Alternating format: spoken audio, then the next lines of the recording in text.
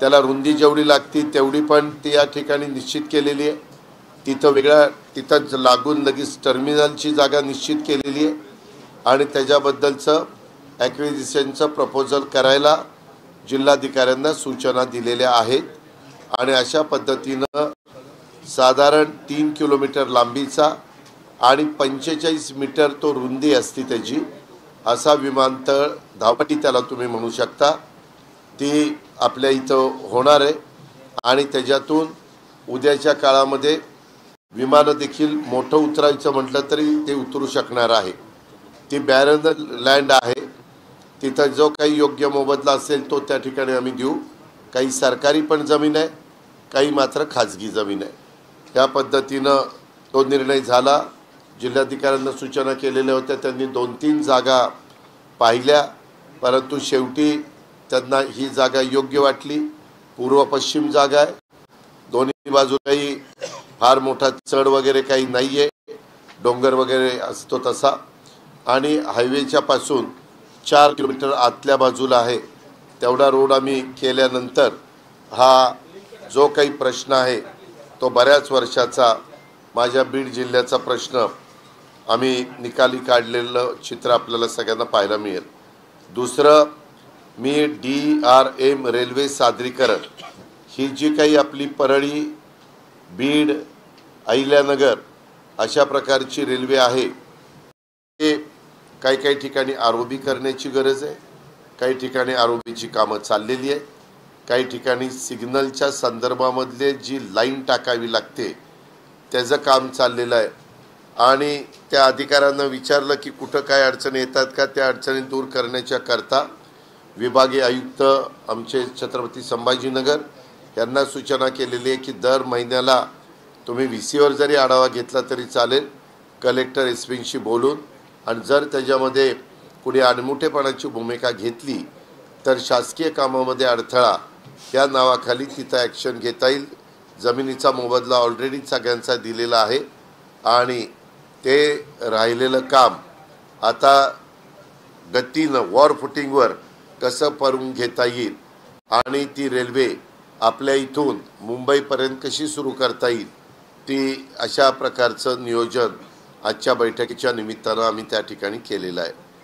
नंतर incubation centre आणि तारांगण हे आपल्याला करायचं, ते कुठं करायचं काय करायचं त्याची पण साधक बाधक चर्चा झाली आणि त्याला पण निधी उपलब्ध टाटा ट्रस्टच्या बरोबर टायअप करून इन्क्युबेशन सेंटर ज्याचा माझ्या बीड जिल्ह्यातल्या मुलांना मुलींना उद्याच्या काळामध्ये चांगला उपयोग होऊ शकतो, त्यांना चांगल्या प्रकारचं शिक्षण आम्ही त्या इन्क्युबेशन सेंटरच्या निमित्तानं देऊ शकतो, अशा प्रकारे ते पण आमचं ठरलेलं आहे। आणि तारांगण आपल्या इथं बीड शहरामध्ये पण अनेकांच्या शिक्षण संस्था आहेत, आमच्या नगरपालिकेच्या पण शाळा आहेत, जिल्हा परिषदेच्या पण आजूबाजूला शाळा आहेत आणि त्या मुलांना जिल्ह्यातल्या एक चांगल्या प्रकारचं तारांगण असणं हे गरजेचं आहे। म्हणून तसं एक उत्तम तारांगण की पृथ्वी कशी अस्तित्वात आली, मनुष्य कसा अस्तित्वात आला, आज परिस्थिती काय आहे हे सगळं त्या साधारण दाखवण्याचा आमचा सगळ्यांचा मानस आहे। त्याहीबद्दलची जागा आणि बाकीची तरतूद आम्ही त्या ठिकाणी केलेली आहे। नंतर जिल्हा परिषदेच्या मुख्य कार्यकारी अधिकाऱ्यांनी घरकुलाच्या बद्दल, शिक्षणाच्या बद्दल अशा अनेक गोष्टीची माहिती त्यांनी दिली। अजूनही काही माहिती त्यांना द्यायची होती पण मी आपल्याला सगळ्यांना सांगेन की आज प्रेझेंटेशन देत असताना प्रत्येक बाबतीमध्ये आता हे बीडचं रेल्वेच्या संदर्भातलं प्रेझेंटेशन होतं, हे माझं इन्क्युबेशन सेंटरच्या संदर्भातलं प्रेझेंटेशन, तारांगण आणि इन्क्युबेशन सेंटर, हे एअरपोर्टच्या संदर्भातलं प्रेझेंटेशन, हे जिल्हा परिषदेच्या आमच्या COनी तिथली विकास कामाच्या संदर्भामध्ये दिलेलं प्रेझेंटेशन, एक आमच्या SPनी त्यांचं त्या ठिकाणी दिलेलं प्रेझेंटेशन, ग्रामीण विमान योजनेच्या संदर्भातलं आपल्याकडे मोठा, आज आम्ही 10 लोकांनी मला त्यांची घरकुलं दाखवली पंतप्रधान आवास योजनेतनं, त्यांनी स्वतःचे पैसे घातले परंतु गोरगरिबांची अतिशय चांगल्या प्रकारची दर्जेदार घरं ह्या आमच्या त्या लाभार्थींनी दाखवली। त्यांच्या चेहऱ्यावर एक हसू दिसत होतं, आनंद दिसत होतं, समाधान दिसत होतं। आणि तेच खऱ्या अर्थाने आमच्या पंतप्रधान नरेंद्र मोदी साहेबांचं स्वप्न आहे। आणि म्हणूनच त्यांनी 2 कोटी घरकुलाचा कार्यक्रम सगळ्या 2-3 कोटी घरकुलाचा कार्यक्रम सगळ्या देशाला दिलाय। त्याच्यातली जवळपास 20 लाख घरकुलं आपल्या महाराष्ट्राला त्या ठिकाणी मिळालेली आहेत। या पद्धतीनं आम्ही तेही केलं। नंतर आपल्या पोलीस अधीक्षकांनी पण साधारण पूर्वी परिस्थिती काय होती आता काय, त्यांनी ते सगळं करत असताना त्यांना काही गोष्टीची गरज आहे। त्याचंही त्यांनी मला मागणी पत्र दिलं की अजित पवार पालकमंत्री म्हणून तुम्ही आम्हाला ह्या गोष्टी त्या ठिकाणी द्या। आणि आजच्याच मीटिंगमध्ये आम्ही त्यांना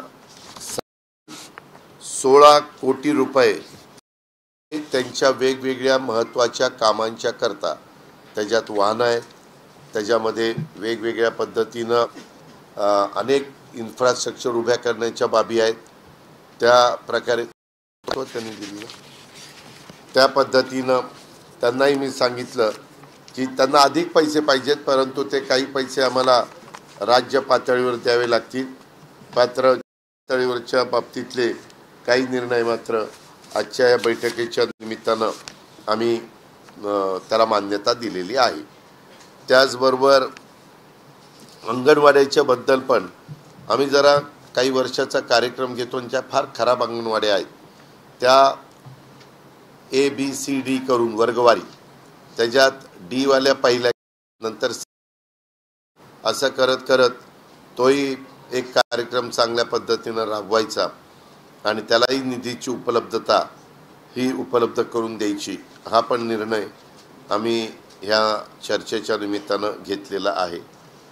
त्याच्यामध्ये साधारण आमच्या दिवाळी नवीन घरकुलात उपक्रमाचा शुभारंभ 75,000 घरं अशा पद्धतीनं देण्याचं आमचं नियोजन आहे। त्याचं आम्ही आज इथं अनावरण केलं। पंकजाताई होत्या, मी होतो, बाकीचे सगळे आमचे लोकप्रतिनिधी होते।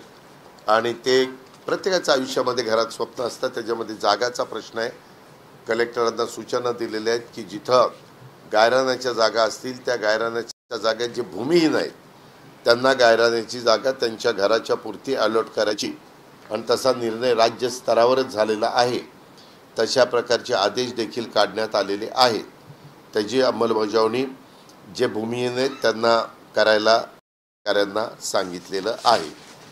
त्याचबरोबर अधिष्ठाता स्वामी रामानंद तीर्थ ग्रामीण शासकीय वैद्यकीय महाविद्यालय अंबाजोगाई त्याला ह्या जूनमध्ये 50 वर्ष होतात। डीननी पण त्यांना जे काही सांगायचं ते सांगितलं, आमच्या जिल्हाधिकाऱ्यांनी पण सांगायचं ते सांगितलं, आणि लोकप्रतिनिधींनी पण काही गोष्टी सांगितल्या। OPDची संख्या मोठी आहे, जवळपास 4 जिल्ह्यातले लोक तिथं पेशंट म्हणून येत असतात, गरीब कुटुंबातलेही लोक असतात, आणि त्याच्यामुळे तिथं काही अनेक बाबीची पूर्तता करणं गरजेचं आहे। मी 50 वर्ष पूर्ण झाल्याचं निमित्त करून मी त्याला कसा निधी द्यायचा ते मी आणि माझ्या सचिवांनी ठरवलेलं आहे, आणि त्या प्रकारे तेही काम हे त्या पद्धतीनं मार्गी लावायचं आम्ही आज ठरवलंय। प्रकल्प संचालक राष्ट्रीय महामार्ग प्राधिकरण आपल्या बीड जिल्ह्यातून खूप मोठ्या प्रमाणावर राष्ट्रीय महामार्ग जातात। आता बाहेरनं काही रिंग रोड केलेले असल्यामुळं, बायपास केलेला असल्यामुळं शहरामधली कामं ते एकदा करून देतात, नंतर तुम्हाला करा असं शासनाला सांगतात। जी गोष्ट आपल्या शहराच्या बाबतीमध्ये पण घडलेली आहे। तिथं स्ट्रॉंग ड्रेनेजची व्यवस्था करणं गरजेचं आहे। साधक बाधक चर्चा त्या ठिकाणी झाली। काही बाबतीमध्ये मला ह्या खात्याचे मंत्री गडकरी साहेबांना पत्र द्यावं लागणार आहे, आणि तशा पद्धतीनं पत्र देतोय। आज सगळ्या मीटिंगचा आढावा मला घेता आला नाही अजून गेल्यामुळं, त्याकरता मी गडकरी साहेबांना जे काही अडचणी होत्या ते त्यांना देणार आहे, आणि त्यांच्याकडनं त्या सोडून घेणार आहे। पुढच्या वेळेस शेलार म्हणून वरिष्ठ अधिकारी नॅशनल हायवेचे आहेत, त्यांनाही मी बोलवणार आहे. आज काही रेल्वेची कामं करत असताना 132/33चा सबस्टेशनचा प्रश्न होता. तो लगेचच आम्ही महापारेषणचे CMD संजीव कुमार यांना सांगून सोडवला. त्यांचा पुन्हा रिप्लाय आला की दादा हा प्रश्न मी गतीनं मार्गी त्या ठिकाणी लावून देतो, जेणेकरून मला बीडवरून आपल्या मुंबईला लवकरात लवकर रेल्वे त्या ठिकाणी सुरू करायची आहे आणि ही बाकीची कामं पण गतीनं पूर्ण करण्याच्या करता रेल्वे खात्याला, त्यांच्या अधिकाऱ्यांना आणि संबंधित कॉन्ट्रॅक्टरांना पण फास्ट काम करायला भाग पाडायचं आहे. एकंदरीतच जिल्हाधिकाऱ्यांनी जिल्हा पोलीस प्रमुखांनी दैनंदिन कामकाजा करता त्यांना 50 झेरॉक्स मशीन, तांत्रिक मान्यता, प्राप्त अशा प्रशासकीय मान्यता ह्याला करता 1,22,130 घ्यायचे, संगणक ड्रोन 10 घ्यायचे, बॉडी वॉर्म कॅमेरे 50, लॅपटॉप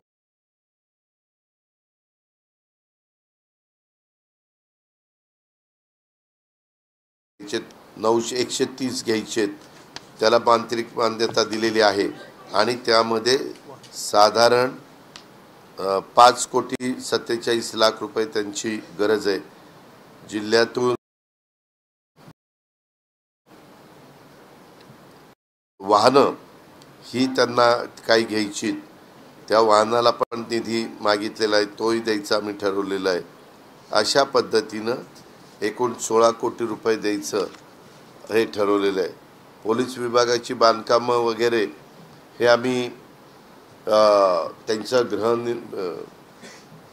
एक हाऊसिंगचं हे काढलेलं आहे, त्याच्यामध्ये मंडळ काढलेलं, महामंडळ, त्यांच्याकडनं आपण ते करून घेणार आहे, कारण त्याला डायरेक्ट राज्य सरकारचा निधी तिथं असतो.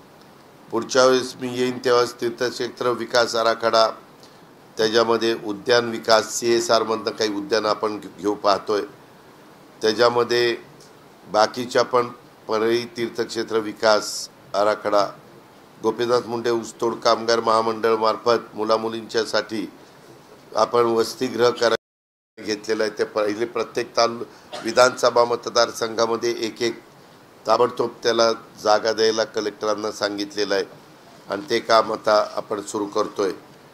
त्याच्या संदर्भातले पण आजच्या बैठकीमध्ये निर्णय हे झालेले आहेत.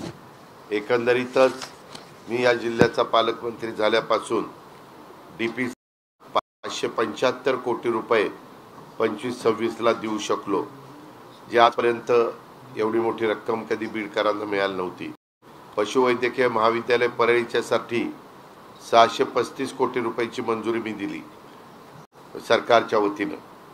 सिंचनासाठी कोल्हापूर बॅरेज काल सुरेश धसांच्या मतदारसंघात, एक विजयसिंह पंडितांच्या मतदारसंघात त्याला 59 कोटीची कालच मान्यता दिलेली आहे. पूर्वीच्या KTV बॅरेजमध्ये असं ते आहे की त्याच्यातनं पाणी साठा वाढतो आणि लोकांना शेतीला जास्त पाणी उपलब्ध होतं. जिल्हा परिषद ती देण्यात आलेली 36 कोटीची, असं जवळपास 1300 कोटी रुपये आम्ही देण्याचं काम हे केलेलं आहे. ही पण बाब मला तुमच्या लक्षामध्ये आणून द्यायची होती, तेही मला या पत्रकार परिषदेच्या निमित्तानं आपल्याला सगळ्यांना सांगायचं आहे. एकंदरीतच यावेळेस 31 मार्चपर्यंत 100% निधी कसा खर्च होईल ह्याबद्दलचं नियोजन होतं आणि तशा पद्धतीनं निधी आपण खर्च केलेला आहे. या सगळ्या गोष्टी होत्या. आता आपल्याला काही विचारायचं असेल तर आपण विचारा, एकाने विचारा. माझी हात जोडून विनंती आहे. मी आता इतकं व्यवस्थित सांगितले, आपण एकाने विचारा, मी उत्तर देईन.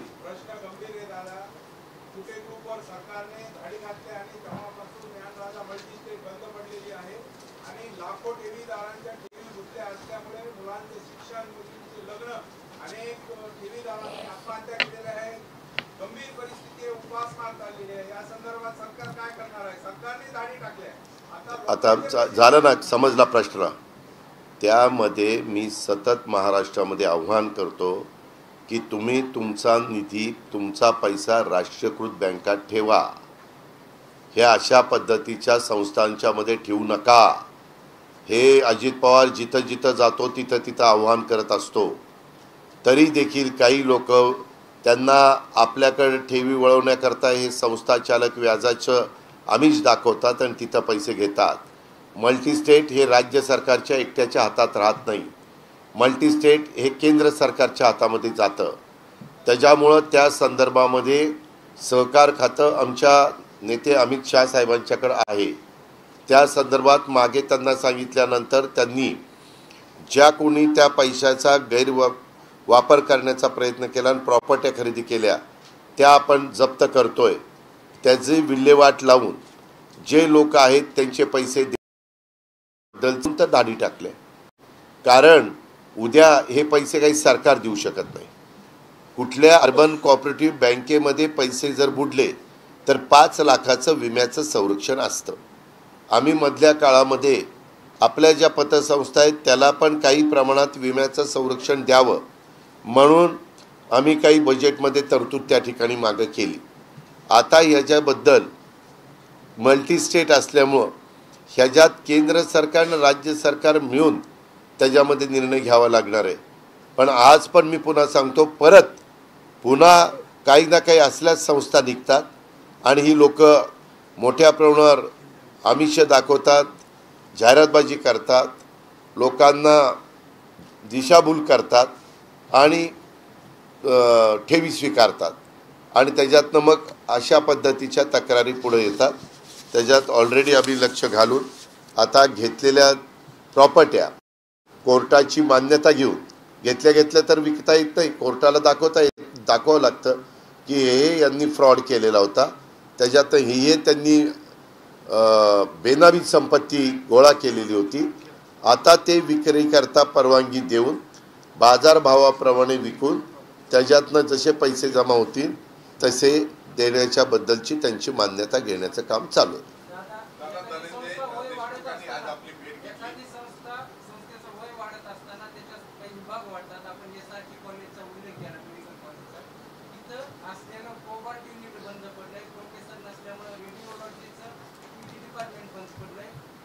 साहेब आज त्याचाच आढावा घेतला त्याचबद्दल. अरे बापरे, अहो त्याच्यात आत्ता मगाशी त्यांनी दाखवलं क्लास 1चे किती अधिकारी कमी आहेत, क्लास 2चे किती अधिकारी कमी आहेत, क्लास 3चे किती अधिकारी कमी आहेत. मी आपल्याला हे का धरा, हे धरा, हे 103 क्लास 1चे अधिकारीची रिक्वायरमेंट आहे. क्लास 2चे 108ची आहे. क्लास 3 क्लास 4चे जास्तीचे, पण ते आम्ही ते कॉन्ट्रॅक्ट बेसवर घेणार. कारण क्लास 4चे कॉन्ट्रॅक्ट बेसवर घेतेच आम्हाला त्या ठिकाणी परवडतं.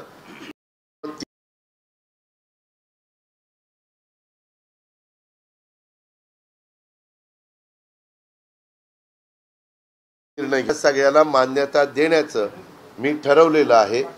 वैद्यकीय निवतकरशी माझे DCMचे सेक्रेटरी राजेश देशमुखांचं बोलणं झालेलं आहे आणि तो प्रस्ताव त्या मंजुरीकरता प्लॅनिंग आणि फायनान्सला येईल. त्या माझ्या सूचना मंजूर करायच्या मी देणार.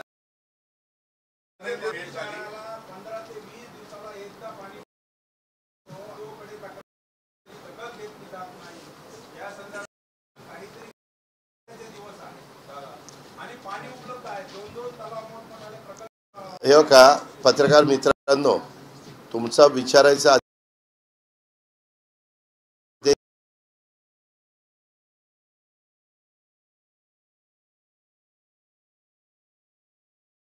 एक पाड्या इथं बिल भरायलाच कोणी तयार नाही. जर त्यांचं काम नाही, आपल्याला रोज पाणी पाहिजे असेल तर त्याला करतं, इलेक्ट्रिक पंप बसून देतं, मोटार बसून देतं, पाईपलाईन हॉल काढायचं, टाक्या करायचं, ह्या सगळ्या गोष्टी करू. त्यामध्ये इथं ही काही सवयी ह्या चांगल्या लावण्याची नितांत गरज आहे.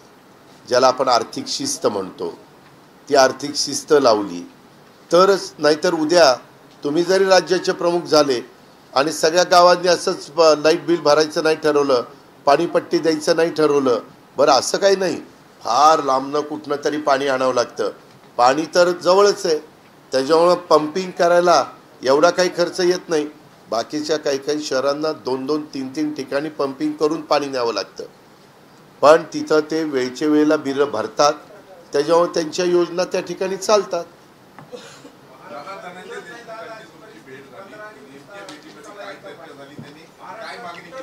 महाराष्ट्रात कुठंच असे एवढे पैसे थकवलेले पण शहर नाही.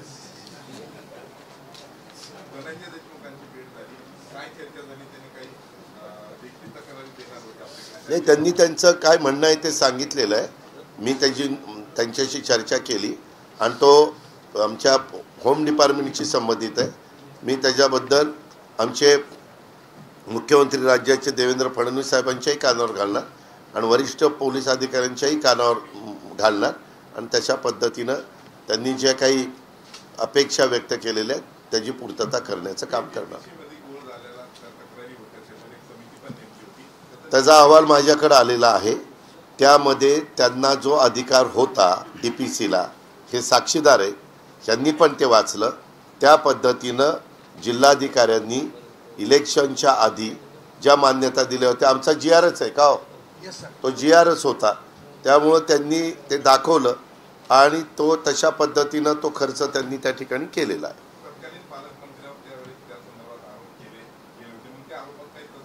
ह्यामध्ये तथ्य आढळलेलं नाही. जो अधिकार होता, जसा आता पालकमंत्री म्हणून मला आहे, आम्ही आता परवाच ठरवलं की आपलं आता 1 एप्रिलपासून नवीन वर्ष सुरू झालेलं आहे. मी पुढच्या किंवा त्याच्या पुढच्या ट्रिपला आल्यानंतरच DPDCची मीटिंग मी पंकजाताईंना पण सांगितलं आणि आमदारांना पण सांगितलं की आपण सुरुवातीलाच त्याला प्रमा देणं, त्याला तांत्रिक मान्यता देणं, या सगळ्या गोष्टी करू, जेणेकरून त्याची कामं लवकर होतील आणि कामाचा दर्जा पण चांगला राहतोय का नाही हे बघता येईल. त्याचं मला टेंडरिंग काढायचं आहे आणि योग्य पद्धतीनं त्या गोष्टी करून त्याच्यातनं बीडकरांना मला रिझल्ट द्यायचे.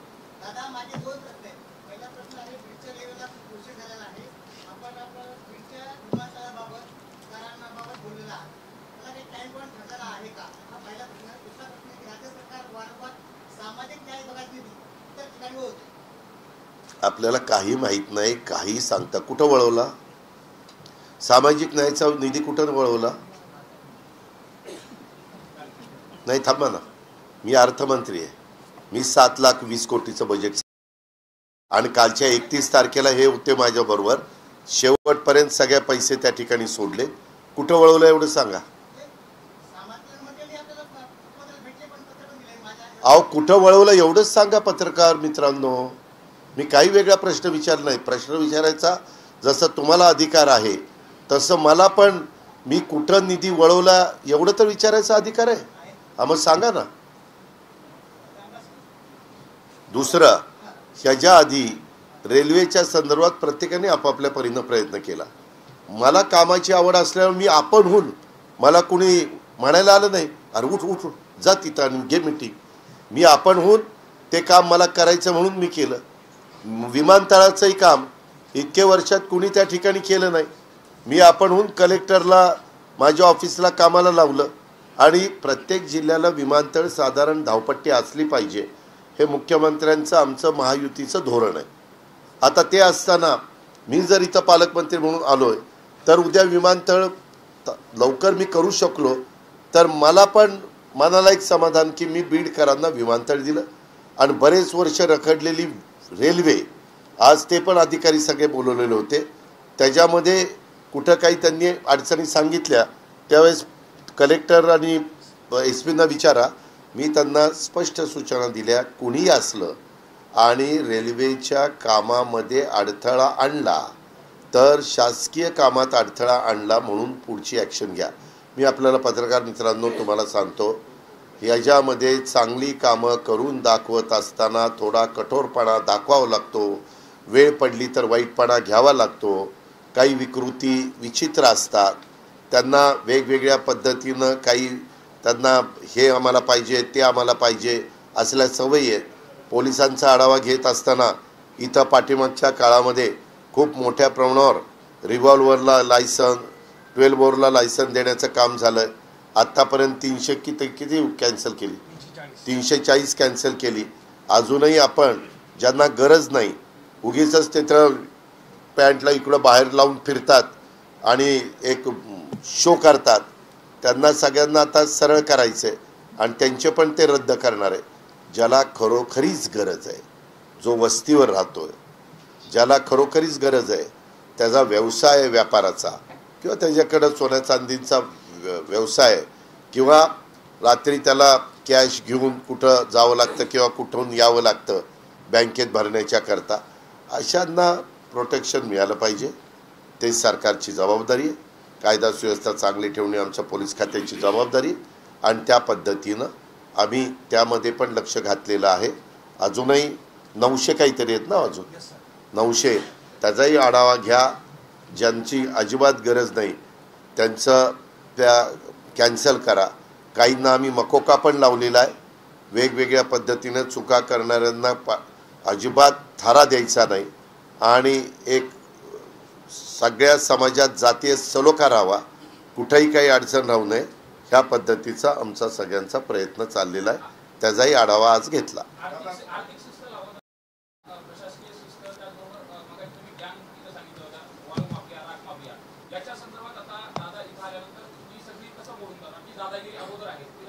अहो आता मी सांगू ही अशी मोडीत काढणार, अरे मला काही कळतच नाही तुम्हाला ना. खरंच मी एसपींना सांगितलं, ते माझं काम नाही, ते एसपींचं काम आहे आणि एसपींना काही गोष्टी पाहिजेत त्या देण्याचं काम माझं आहे. त्या एसपींनी सांगितल्यानंतर मी काय सांगितलं, 16 कोटी रुपये तुम्हाला मी ताबडतोब देतो सांगितलं ना. तुम्ही प्रायोरिटी ठरवा तुम्हाला काय पाहिजे, एवढं तर मी केलं पाहिजे. ते मला राज्य सरकारच्या मुख्यमंत्री आणि बाकीच्यांशी चर्चा करून ते द्यावं लागेल आणि त्यांना सांगितलं ह्याच्यात राजकीय हस्तक्षेप आला तरी त्या दबावाला बळी पडायचं नाही आणि जे कुणी चुकीचं करत असेल ते कुणी व्यक्ती असू तरी द्यात, विरोधी पक्षाचे असू द्यात, पक्षीय संबंध नसणारी असू द्यात, कुणाचाही मुलायचा ठेवू नका, एवढे स्पष्ट सूचना त्यांना दिलेल्या आहेत.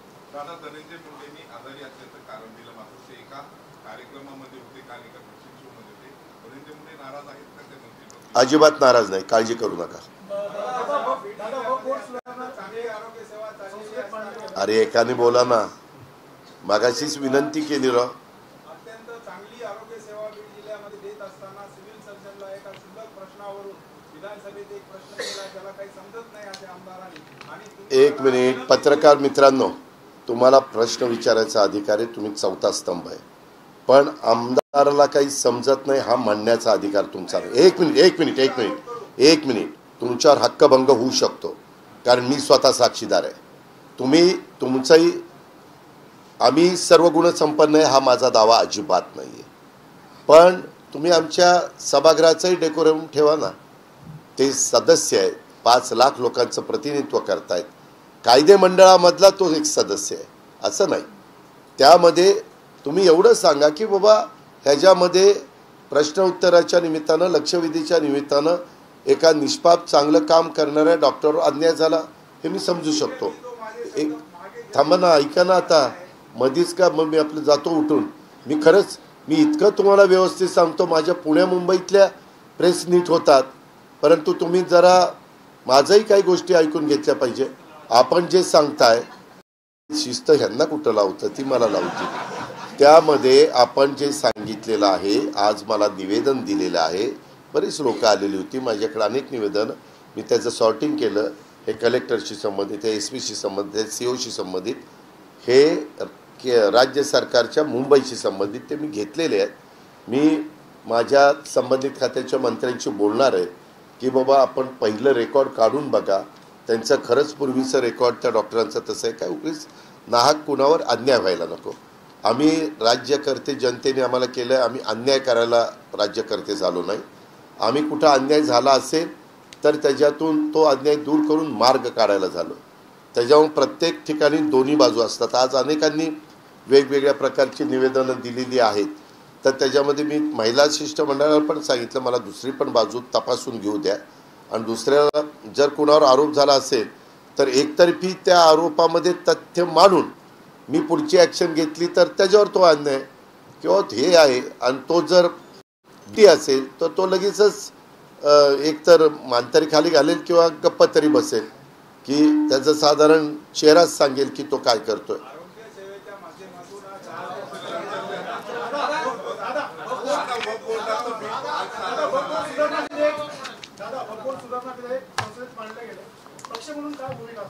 त्यामध्ये महायुती संदर्भामध्ये जी काही भूमिकेच्या बद्दल चर्चा झालेली आहे त्या संदर्भात आमचे चिराग पासवान असतील, चंद्राबाबू नायडू असतील, नितीश कुमारजी असतील, एकनाथराव शिंदे साहेब असतील, या सगळ्यांच्यामध्ये साधक होऊन एकंदरीतच त्याच्यातनं योग्य पद्धतीचा मार्ग काढायचा अशा प्रकारची चर्चा झालेली आहे.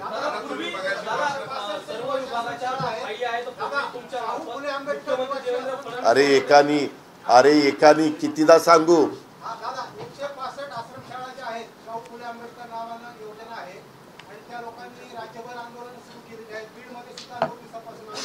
कशाबद्दल आपल्याला एकदा तुम्ही तुमची स्वतःची आश्रमशाळा हां तुम्ही एकदा माझ्याकडे या. मी आश्रमशाळेच्या नावाखाली काय काय प्रकार चाललेले आहेत. काही आश्रमशाळा जरूर दर्जेदार आहेत. काही आश्रमशाळा राज्य सरकार निधी देतं पण जेवणाची क्वालिटी काय, शिक्षणाची क्वालिटी काय. आज आता CEO इथं बसलेत. आपण इथं आपल्या मुलांचा मुलींचा शिक्षणाचा दर्जा वाढवण्याच्या करता भागाकार असतील, गुणाकार असतील, बेरीज असेल, वजाबाकी असेल, या सगळ्याच्या संदर्भामध्ये काही एक नियमावली ठरवलेली त्या पद्धतीनं आपण पुढे चाललो आहे. आम्हाला कुणावरही अन्याय करायचा नाही. मात्र काही जण त्या गोष्टीचा गैरफायदा घेण्याचा प्रयत्न करत असतील तर त्याची शहानिशा, त्याचा रेकॉर्ड तपासणं, त्या सगळ्या गोष्टी तिथं खरोखरीच किती विद्यार्थी आहेत, ते व्यवस्थितपणे शाळेत जातात का, त्यांना सगळ्या सुविधा मिळतात का, त्यांना जेवण 2 वेळेचं व्यवस्थितपणे मिळतं का. कारण त्याचे पण आम्ही सगळ्यांचे जे रेट आहेत म्हणजे जे योग्य त्याच्यात मानधन द्यायला पाहिजे की त्या पद्धतीनं आम्ही केलेलं आहे. काय कुठं वाद झाला हा? एक मिनिट हो का. मी पहाटे उठून इकडे आलेलो आहे. आज काही झालेलं असेल तर मला काही पाठीला डोळे नाही आहेत. इथं असं झालं मी त्याची चौकशी करेन. मी वेळ पडली तर आता शिंदेसाहेबांचं नाव घेतलं, ते पण आमचे सिनियर नेते सिनियर आहेत. माजी मुख्यमंत्री, विद्यमान उपमुख्यमंत्री आहेत. मी त्यांना विचारेन काय झालं काय नाही, मग तू उत्तर.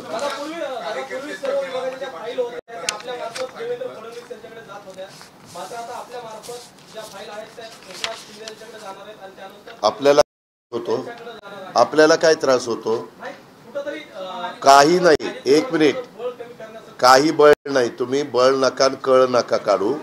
तुम्ही आपलं खरंच पत्रकार मित्रांनो तुम्हाला प्रश्न विचारायचा अधिकार आहे रे. आता आमचं 3 पक्षाचं सरकार आहे. पूर्वी फाईल यायची ती माझ्याकडनं सही करून देवेंद्रजींच्याकडे जायची आणि तिथून एकनाथरावजींच्याकडे जायची. आता माझ्याकडनं सही झाल्यावर एकनाथरावांच्याकडे आणि तिथून मुख्यमंत्री देवेंद्रजींच्याकडे जाईल. 3 पक्षाचं सरकार असेल तर तिन्ही प्रमुखांना माहिती पाहिजे ना. मग त्याच्यात तुम्हाला काय अडचण झाली. काय अडचण. जर आम्ही तिघही त्याच्याबद्दल समाधानी आहोत तर बाबा ह्याला पोटात दुखायला झालं लागलं म्हणलं तर नाही. पण मला कळत नाही. अरे बाबा ते स्टँडिंग ऑर्डर असतात.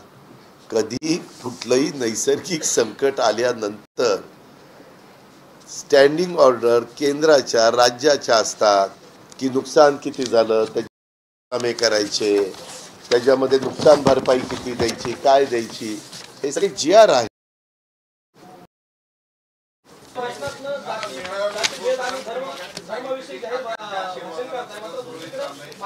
आमदार आहेत यांनी जो मस्जिदमध्ये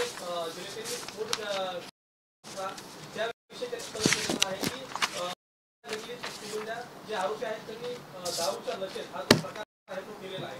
तुमची प्रतिक्रिया काय आहे? त्या संदर्भामध्ये आमची प्रतिक्रिया कायदा सुव्यवस्था चांगली राखून आपल्या शिवशाहू फुले आंबेडकरांच्या महाराष्ट्रामध्ये जातीय सलोखा कसा राहील याकरता आमची पोलीस यंत्रणा काम करते.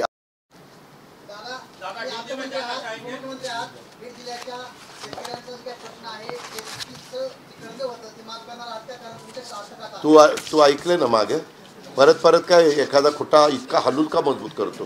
त्याचं उत्तर दिले ना. हा रोज माझ्या बातम्या बघत नाही का रे?